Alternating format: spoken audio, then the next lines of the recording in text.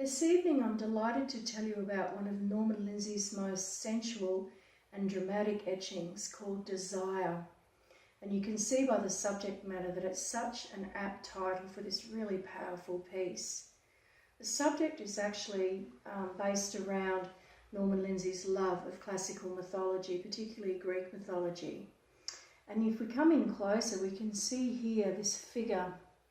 He's almost androgynous, but what he actually is a centaur. And a centaur is a half man, half horse figure.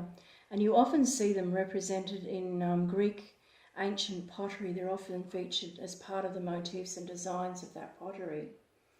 And they're known in mythology as being kind of wild armed men. But there is an outstanding character from the centaurs. His name was Chiron, and he was known as being an outstanding scholar and very gentle. And in fact, he was the tutor to the great mythological heroes Jason and Achilles. So there's beautiful history in this piece, as well as the incredible sensuality of the work. And what we see here is where the woman is just given away to the centaur in complete trust and obviously desire. In 1919, Norman Lindsay was at the height of his technical ability and creating absolutely beautiful etchings at that particular time.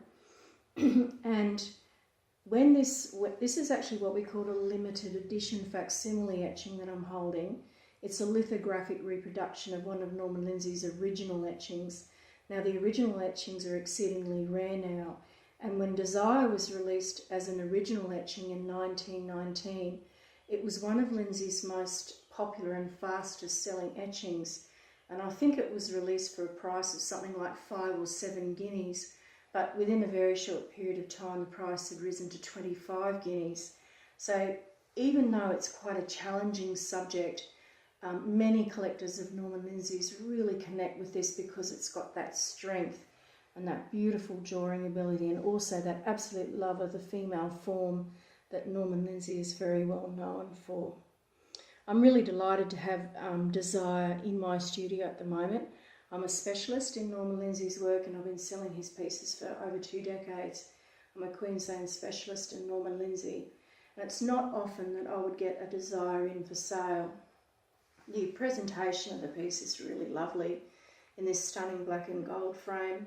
Unfortunately, they're no longer being made, but I think in this instance it looks amazing on Desire because the beautiful dark background complements the frame perfectly.